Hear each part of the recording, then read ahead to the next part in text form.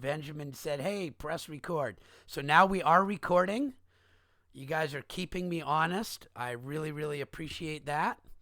I was telling Alex that I know why radio shows and TV shows have people called producers, because it takes a lot of stuff to get one of these done, and it can be difficult. So I'm doing my best.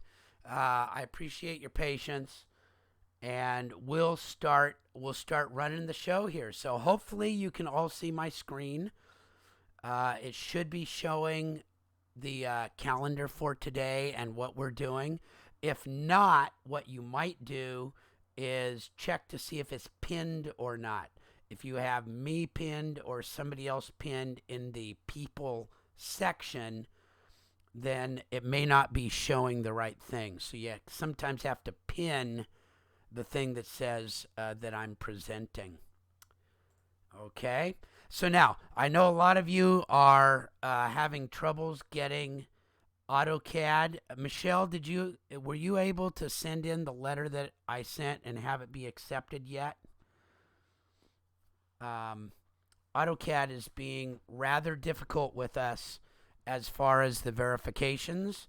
They sent me a form yesterday evening with about an hour's worth of work for me for each one of you. And so I sent back, unfortunately, a rather short, not my most professional ever email that said nope. And so we're working on it. And so your best shot is to get onto VMware. I know it can be done because I've done it on Chrome, and I've done it on Mac, and I've done it on PC. I'm getting for you the name of our tech support people that can help you do that. Don't sweat it right now. If you can get your drawing program available to yourself by, say, Tuesday morning, you'll be fine. Yeah. So they're asking for a transcript. Thank you. That's really great unless you're a new student. It's like, that's the stupidest thing I've ever seen. And it's actually, in reality, what they would call a FERPA violation. You're not allowed to ask for that for certain types of access for things. Which is why I can't provide it on the form. I am not allowed to give out your information like that, and Autodesk is actually not allowed to require a transcript by law. But you guys get to choose to do whatever you want to do. So, Michelle, thank you for sort of paving the way there. And you should know that's actually it's not okay. Anyway, so we'll start moving along, though. We'll get past some of that. These are some of those systematic barriers, right, that come up that get in the way of people doing their work. So, but we'll get you going. We'll get you on. The VMware is the most clean way to do it. We'll be working with you. If all else fails and I don't get word back, I will assign. Hold on a sec. Somebody's on. Good. So I'll assign one of the Design Hub techs, Tristan, to help some people out. He's very, very good at that, getting people on. But if you can get on by Tuesday, you will have plenty of time to get this stuff going. So here are our topics today that I'm going to lecture on. We're going to talk about the English Reading 315. What is due and when. We'll talk about the Fair Housing Act and how that works. And we'll talk a little bit more about your access issues in AutoCAD. And then we'll get into what we're really doing, which is the intro to plot plans and some general discussion. And we'll be able to continue that into the lab if we need to. So this English Reading 315, I don't know if that's showing big enough on your screen, but that's about as big as I can get it right now. The English Reading 315, we're going to, do a lot of work with with specifications and standards, and it gets a little bit tough. So I can recommend this. I think we have 2 or 3 people signed up. Um, you might do it before it's too late. And I know everybody's already full. This is one extra thing. It's well worth doing if you can do it. And so you can go to the home page and look at that. But reading specs can get really, really hard and really, really deep, really, really fast. And the tricks to doing it well are pretty important. So I didn't ever have a class in it, and I did struggle, but I had engineers and professional engineers to help me and push me in the right direction. Okay, so what is due and when? I'm going to close this up really quickly. What you're going to see, I'm going to turn everything off but this class right now for a moment. So this is what this class looks like. And look, I don't see anything due Saturday. And I don't see anything due Sunday. So really the only thing that's due is that syllabus certification page. So Laura asks, if you took 300, is it still considered useful in terms of reading specs? So Laura, it depends on how easily you were able to make, and the master format spec is one of the most simple and easy one. And it depends on where you're going with the with your career. If you're going to be doing planning commission work where you've got anything kind of technically difficult, or if you're going to be doing stormwater pollution prevention plans or new developments, I would say it's useful. If your main focus is on, and I know that you're in landscape, if your main focus is going to be on residential design, where you're just working with single residences, I would say that the 300 class probably does enough for you. And so hopefully, and if you want more information on that, you can shoot me some other. But for those of you who are in landscape architecture, it really depends on if you're going to be doing large areas, municipal areas, and commercial areas. Then the specification work becomes much more interesting and more important. But if you're doing just residential work, it wouldn't be as much. Okay, so hi Michelle over in Discord. Just check and make sure that everything's working for you. I've got the text line open over there, and I believe the streaming is working okay. It looks okay on my screen. Just let me know if there's any problems. Okay, so let's take a look then at what else we might be doing. And I got the wrong one there. Let me get to the right one. Here we are. So if you've done your syllabus certification, that's really what we need right now. Okay? That's the important one. And of course, I'm not making a whole bunch due because everybody is struggling with getting access to their software and things like that. So let's jump also really quickly to the Fair Housing Act information. This is really, to me, an important thing, and hopefully to you it's an important thing too. I think we're all seeing that this is maybe an opportune time to be active rather than passive and just, yeah, I know it's a problem. What can we do about it though? And it's hard to do things when you don't have the power to do it. But one thing we've all got the power to do is to be informed. And once you're informed, then you can find out if you do have power to affect change and create actions. And in land planning is one of the areas where you can really make sure that you're doing actions. And so just really briefly, I want to show you how this works. I told you that you can, if you want to be involved in this part of the course, you can do some replacement work, and I'm going to show you that in just a moment.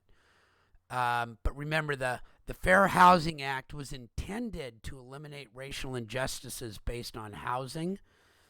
And it was then sort of expanded for land planning in general, but it was never really applied to mortgages. You can see something about it every day in the news if you want, because once you Google something, of course, Google remembers that and starts sending you more and more and more and more about it. And so I usually get 3 or 4 articles a day at this point, of varying levels of, oh my gosh, that's so, and some are just like, oh, that's so stupid. But you can be involved in this. And so this is an example of how you can be involved. So for instance, there's the Bruce's Beach article, and Francesca read this article and looked it through, and then she sent me a comment to put in the file. So you can, I'll show you what the comment file looks like. It looks like this. The reason I want to make sure that it's focused on land planning issues and things like that. It's a one. If you want to start another discussion that goes wider, that's great. But you can put in your request to put in a comment, and it shows up to me here in a spreadsheet. And so Francesca read this one, and she highlighted a point that was of interest and said that she found something, and that's not very big, so it's hard to see. She found this interesting link from Fresno, which is where she's from, where she grew up. And so I can take that information, and I looked at this thing, and so the city of Fresno has made a big effort to address this type of problem. And so I was then able to make a commented file. Sorry, Randy, really quick. The comments, I didn't get to read the full instructions, but the comments we're writing on these topics, are we furthering the information? Are we sharing our opinion? I didn't quite understand what the response was. Okay. It's both, and I'm going to give you an example of that right now. So here's one. This is actually the comment that Francesca made. Okay, and you can actually find where it is down here somewhere. There it is, right here. Okay, so she gave me this part so I could put that in there, and then she found this link, and then she made her own interesting comment on it. Okay, she found out, she grew up there, and take a look at this. This is a 126-page public draft of the analysis of impediments to fair housing choice in the city of Fresno. So this is definitely something that somebody could sink their teeth into. And when I talk about reading specs, this is another type of spec. This is a draft document, but it's a standard and a spec of choice. And so, this is, look, oh my gosh, it's 179 pages long. You'll want to be able to refer to this quickly and easily. And how do you get to a part that you want? So this is why I think that the spec class could be of interest to people, because there's a lot of stuff out here like this. So this is what I call very substantive. So if you had made a comment that said, I agree, I'll post that, and that's good, but that's not substantive. If you said, I agree and I relate to this because when I was, now it becomes substantive because you're relating it to your own experience. Or you could even say, I disagree because when I, right? So there's another experience. It's like your experience is your experience, and your understanding of your experience is your experience. And that furthers the discussion. Just saying, Okay, got yeah, it. boy, you're right. That makes me mad. We like those comments. It's a great comment. Or even a comment that goes, huh? I don't get it. What's the big deal? That's another comment. Those don't really further the discussion. Things that further the discussion is something that if you were discussing something, it would keep it going, right? Um, and of course, I want to tie it to this. If you um, brought in violence, and yeah, when this was a very violent neighborhood. Well, that doesn't really help us because we don't know how that's connected to land planning. But if you can connect it to, and this neighborhood is violent because, you know, everything was stripped out of it, and there's no economy, and there's da da da da da da da da, and that was because of land planning.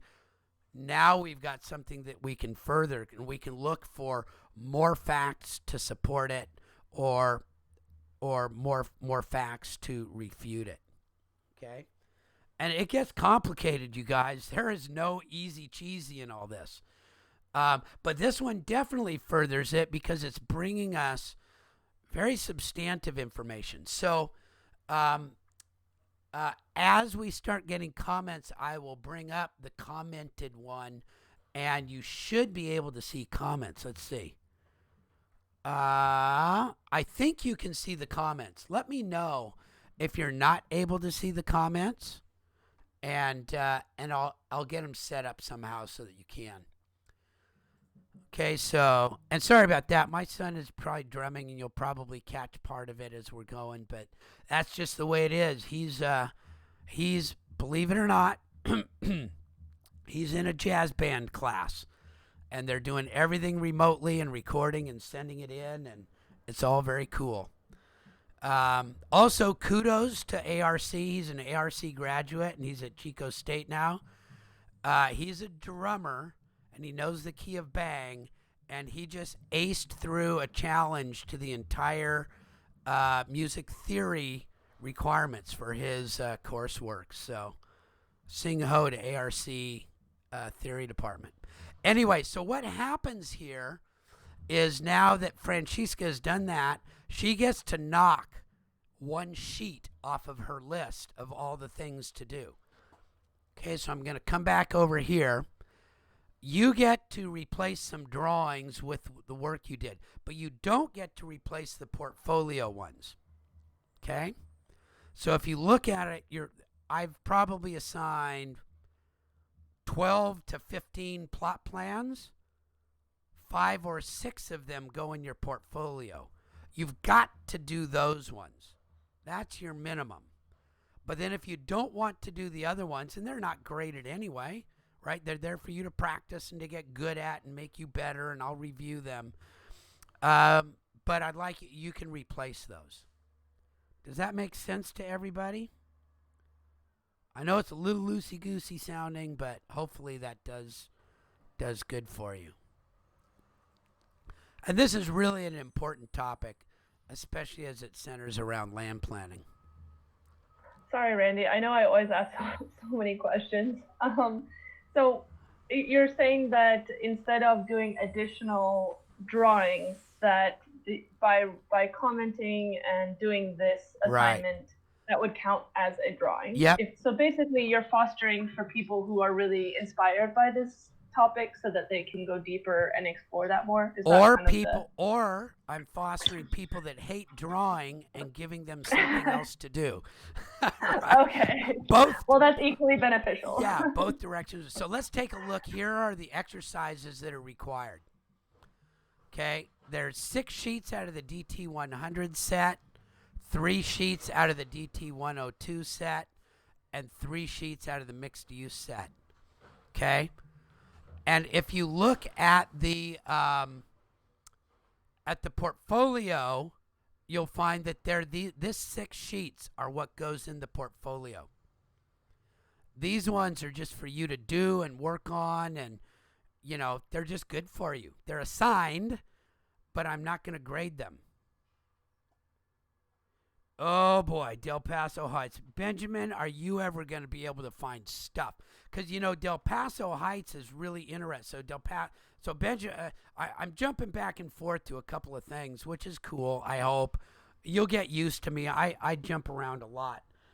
So Benjamin, of course, Del Paso Heights um, when the air base went in, it was the place to be because all the high tech stuff, right?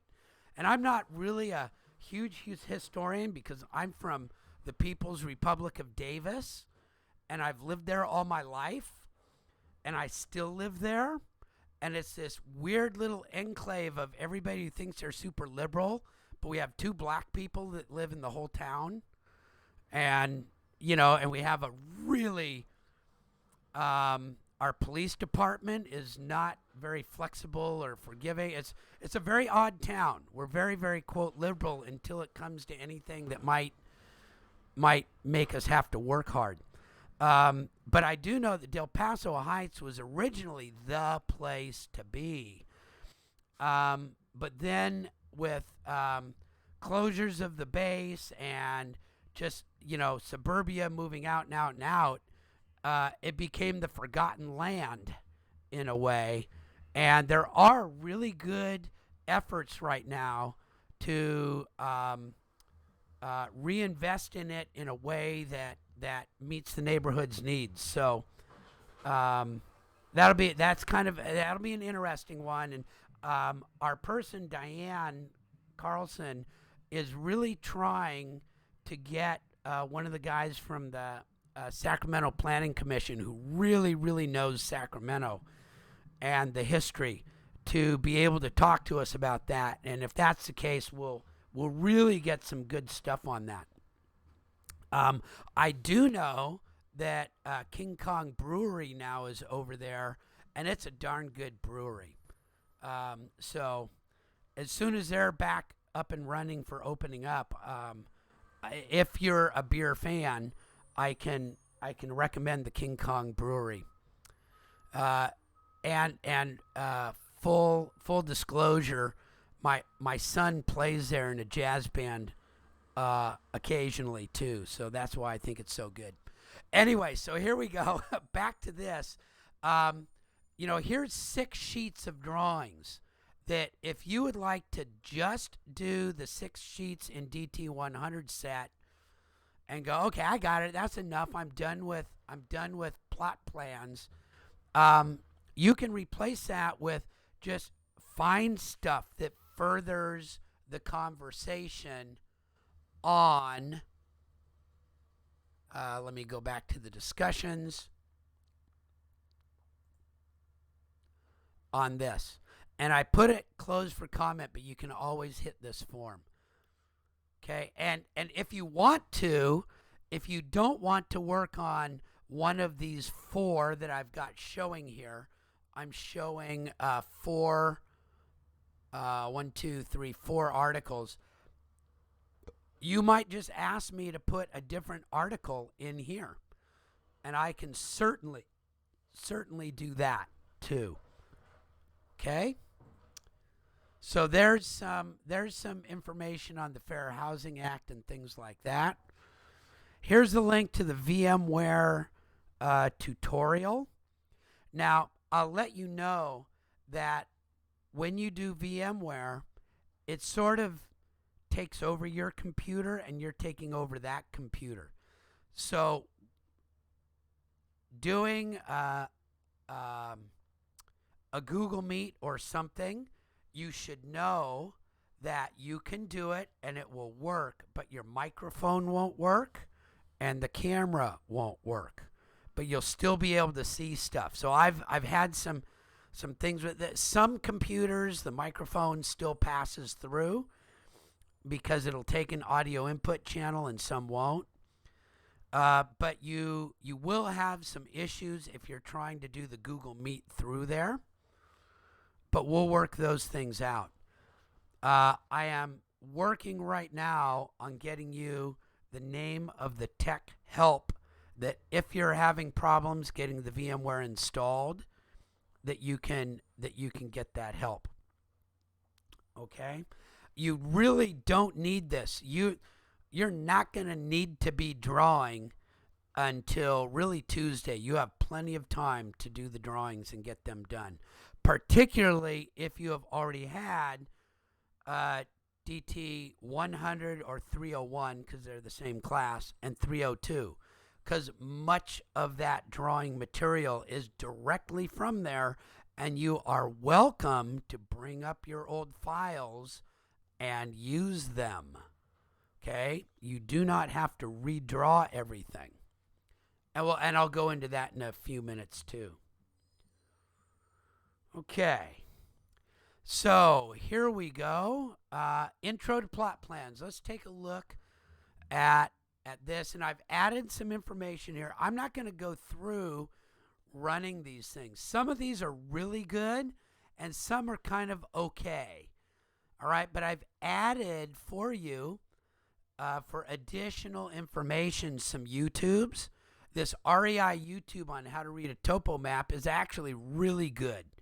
This grading and drainage one is really good.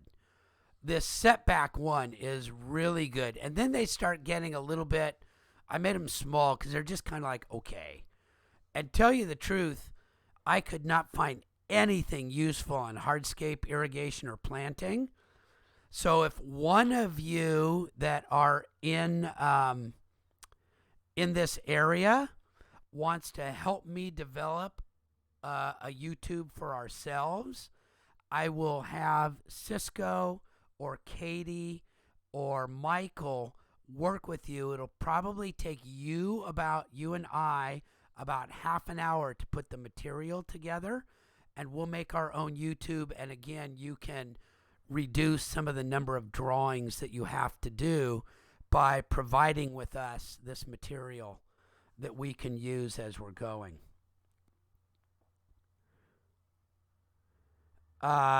And so Laura asks, are the campus shared drive materials accessible during this semester? Yes, they are.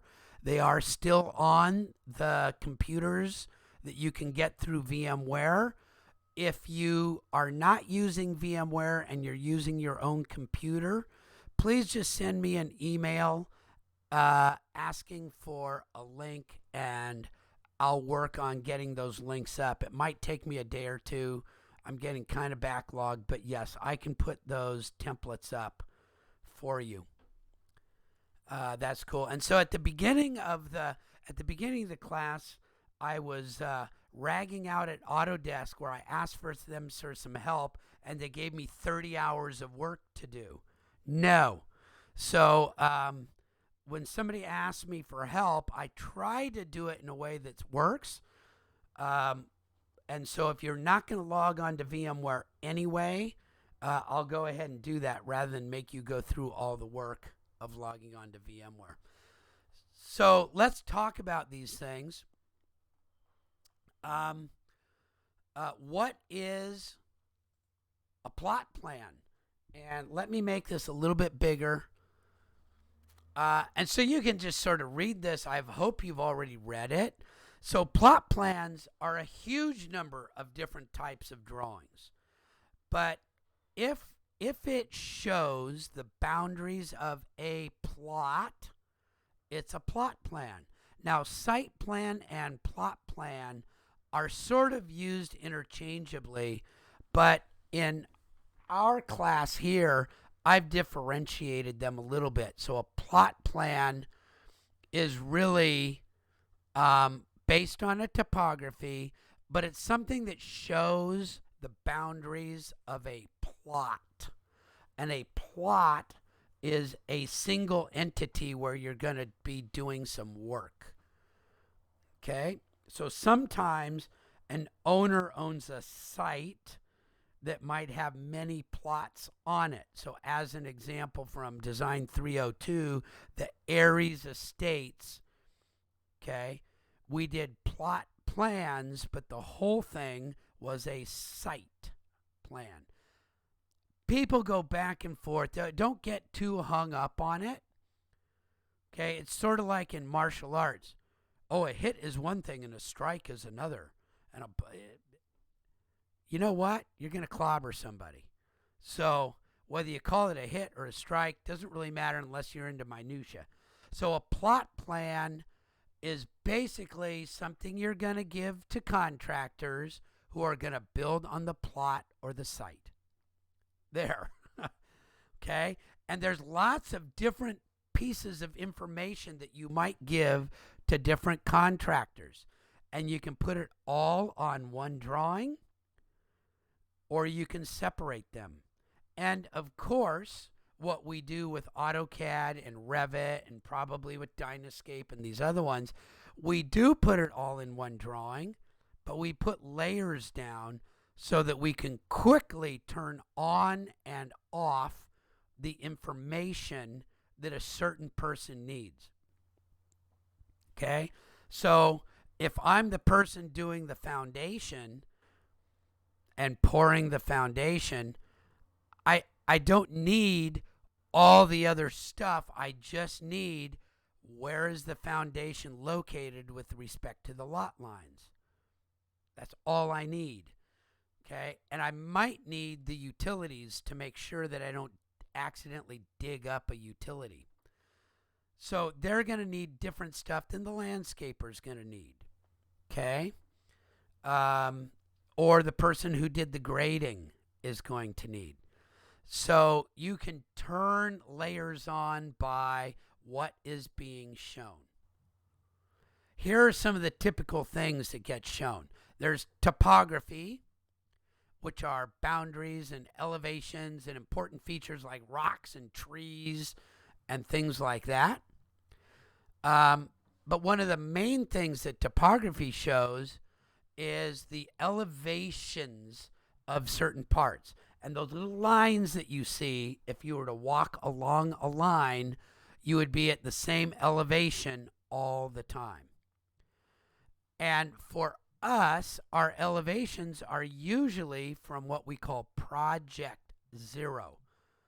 There's a piece of metal in the ground somewhere that the surveyors find as zero for the project. And everything is measured from that. GIS and real fancy surveyors use one of the geopositioning systems or the state systems, and there's 4 or 5 of them, to reference everything to some, quote, known standard. Well, those known standards, which they think are so great, are actually mathematical standards that are very hard to figure out. Okay, for us, we don't really care where it is, except with relation to something that is nearby. Okay, if I know that I need to be 10 feet from the lot line, I don't need to know where the lot line is compared to Mount Tamalpais. I need to know where the lot line is compared to something I can measure. Okay? So that's how we use topo drawings. Site identification. Grading drawings, of course, are super important. Okay? Grading is done for a whole bunch of different reasons. One of the main reasons is drainage. Right? So sometimes you have a drainage plan, which is a special type of grading plan. But we are always moving dirt around. Often it's to make sure that water, which is detrimental to buildings, goes where we want it to go, where we can control it. And it's a big deal, and it's very hard to do. So there's drainage, but there's also access, and we want some parts to be flat so we can build on it. So grading is very, very important. If it's a big project, your grading also has to meet EPA standards and other standards, because you're only allowed to move so much dirt before it becomes a potential environmental issue. Okay? So you do need to know some about grading and drainage plans, but mostly grading plans start with an existing topo plan and then they show what it looks like when you're done. Okay? And usually the existing lines then are faint dashed lines, so somebody can go, oh, that used to be really steep and now it's flat. Okay? And that's called a cut and fill drawing. So grading and drainage are kind of tied together, but that's not all grading is about. It's about a few other things too. Okay? Setbacks and utilities are often shown separately or included. So sometimes these are all lumped together and sometimes they become separate drawings. So setbacks and utilities. So this is actually a really good one about what is a setback.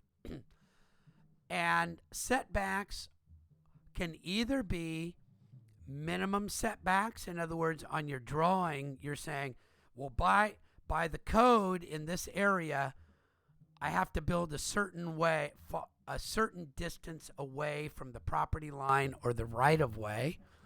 And sometimes a setback is just, hey, I want the building to be set back from the property a certain amount.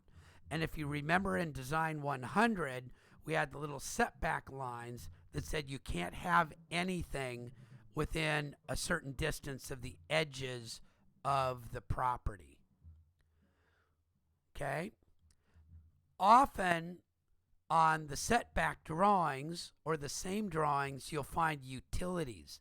And that's because utilities often run in those areas where setbacks are called out. One of the reasons for creating a setback is a safe place to run utilities. The word, and I don't know, you guys all know to call 811 when you're doing a landscape job or a construction job, right? 811 is a lifesaver. They will come out and find the utilities on your property. And I'm telling you guys, always get a bonded person to do your work. Okay? A bonded licensed contractor. Because otherwise, you are the contractor, and if the guy hits something and breaks it, it's your fault. If you have a licensed bonded contractor, if they hit something, it's their fault. Okay? But you need to know where utilities are, and drawings are great, and sometimes they're even right, but not always. So you always call 811. But setbacks are often made so that people can run utilities. Power utilities, cable utilities, fiber optic utilities, phone utilities, gas, electric. Those ones often run between properties and you're not allowed to build on top of them.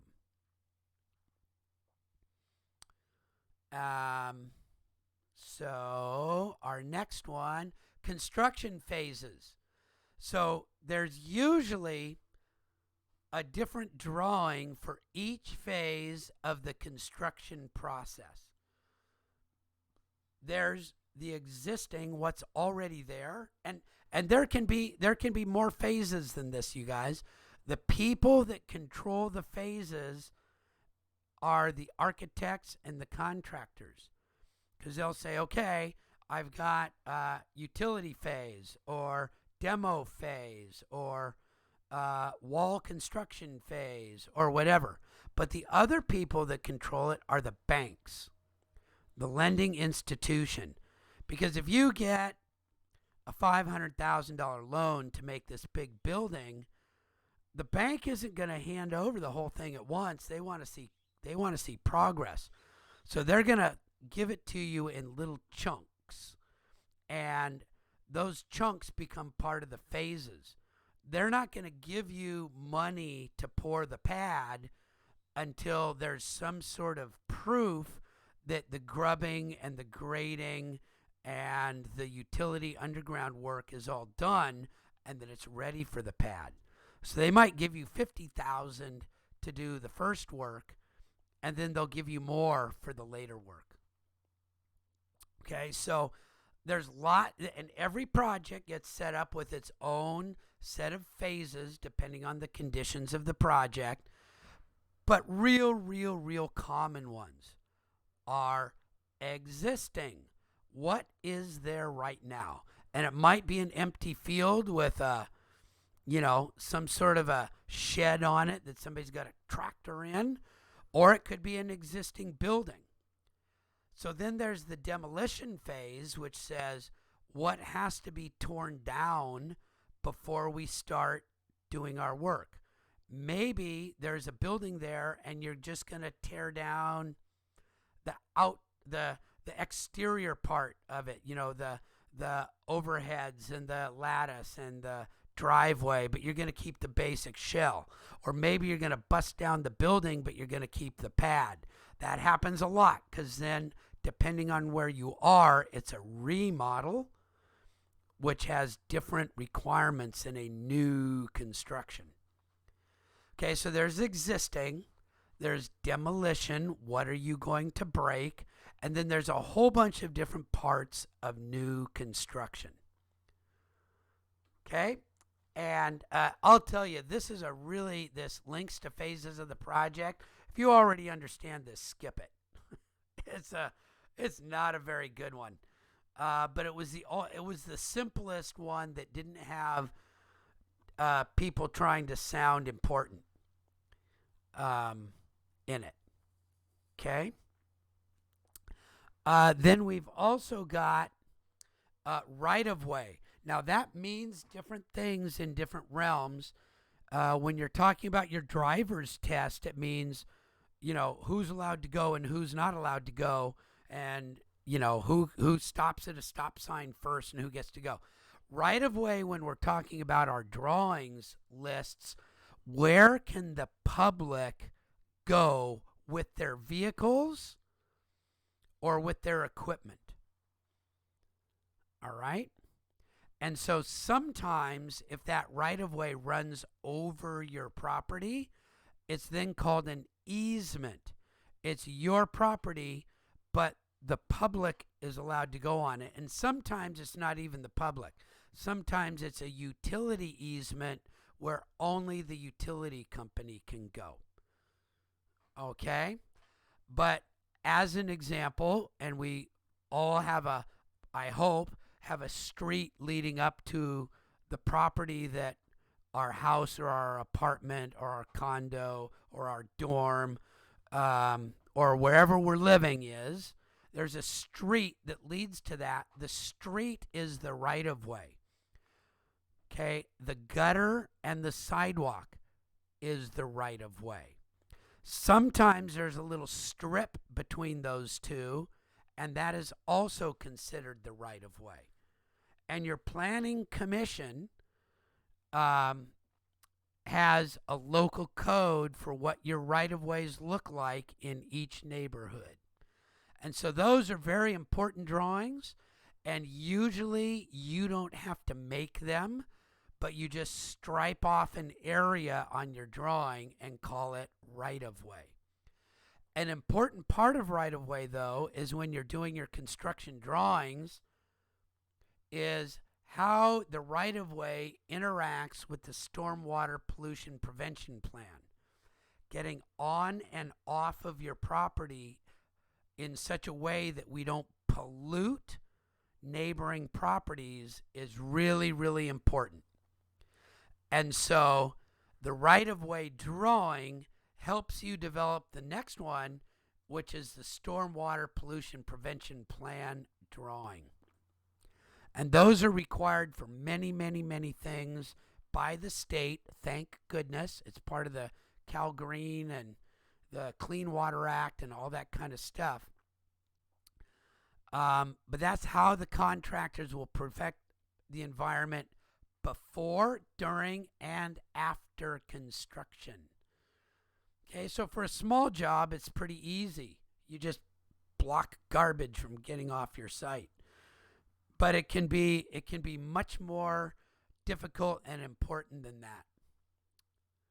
Okay, so Stormwater Pollution Prevention Plan is often its own separate drawing, and just about every planning commission submittal now has something about it. And we will go overboard in this class on it, because I was a wastewater treatment person for years and years and years.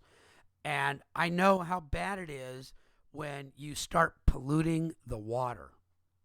Okay, so I tend to keep track of that. And then we've got the hardscape and irrigation and planting plans. Those are all part of plot plans, different types of plot plans. Okay, and as I said, I don't have a good video for this one. So if some of you landscape people want to help me develop one, I'll give you a break on a bunch of the drawings for that. Or you can help me develop one and do all the drawings, because I know how excited you all are to do good drawings. Now, I say that facetiously, but my niece is a landscape architect. She's very, very fast. She's good. She has tons of work. She's an AutoCAD and SketchUp whiz. And she has developed she's been in business for about 10 years now. And she has developed over that time her own methods and styles and systems to get fast and accurate, because the landscapers, the contractors that she works with, demand that she be accurate, because if she's off on a drawing, they're off on their work and it costs them money. And she also knows that she'll get probably 20 to 30% of the actual jobs that she'll do. She'll do a very quick initial job to get interest. She'll ink a contract for a certain amount of hours, and then she's just got to get it done. And so practice does make better. It makes you good. I also, my brother-in-law was a contractor for years. I've got a lot, so I'm very hooked in and good friends with a number of people in the landscape contracting business around here. One of my products in Southern California was irrigation control valves for large municipal projects. So I get it. You have to be able to draw. You have to be able to draw. So you might want to just practice. But if you want to help me out, that's good. I like it, and I'll give you a break. Okay, so we're just going to make sure that you've got the basic tools. We're not going to teach you all the rules to these drawings. That's a lifetime's worth of work in getting good in your industry. But we're going to make sure that when you're ready to start to work, if you're working for somebody, you can get the job done. If you're working for yourself, you can get the job done. Okay? Ample practice. Industry standard drawings. And I will give you tricks to the trade and things like that. I'll mostly be doing that on Tuesday of next week, starting in then. I'll do a little bit during the lab today. But I want you to know, accuracy is number one. It's got to be right. However, precision is not always necessary. So does anybody know the difference between accuracy and precision? Somebody shoot it on. Go ahead and mute. Go on mic or type it in. What's the difference between accuracy and precision?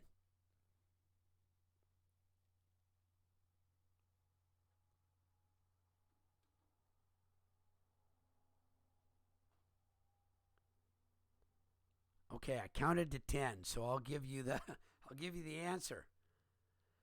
Okay? Accuracy is whether you are correct or not. Okay, so Laura's pretty close. You want to be technically accurate, but it doesn't have to be perfect. And by perfect, I'm going to say it doesn't necessarily need to be precise. So it's got to be correct. It's got to be right. Your information has to be true and factual and correct. and it needs to present the information that is needed by who's reading the drawing. But as an example, if I'm doing a topo drawing, I don't need to know the elevation necessarily within a 32nd of an inch. Perhaps knowing it within an inch would be good enough.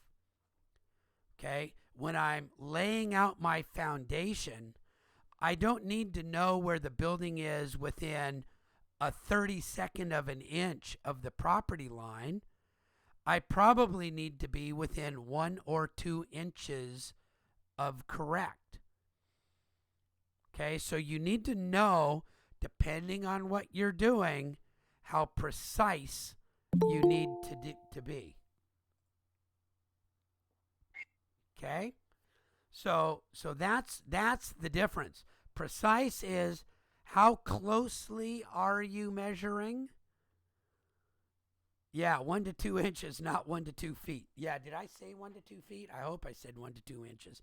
Yeah, you better know better than 1 to 2 feet on many, many, many, many things. So, okay, good. Yeah, and so mostly, and when you look at my examples, I set Revit to the nearest inch on most of my drawings.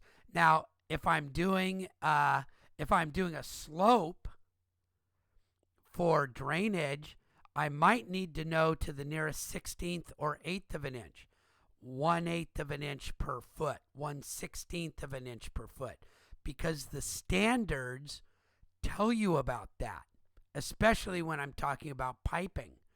It makes a big difference how much poop will go down a pipe depending on the slope. And so you have to size your piping accordingly to the slope, and to the nearest inch is not good enough. All right, so it depends on what you're doing, but accuracy is number 1, speed is number 2. Guess what employers want? Both. Okay, so when I'm grading you, accuracy is number 1. You got to be accurate. That's really, what I'm grading you on. And there's sort of speed. I'm going to try to push you and help you to develop your speed. Okay, but if you're slow, you'll still pass the class, and not only that, you'll get a good grade. You may not get an A, but you'll want to get a good grade. Okay, you'll get a B or a C, which is a good grade. Okay, but I want you to develop both. All right, let me see where I'm at. We're just about at a good point for a break. So I'm going to open it up. That was me yakking a lot. I'm going to go ahead and turn off the recording now.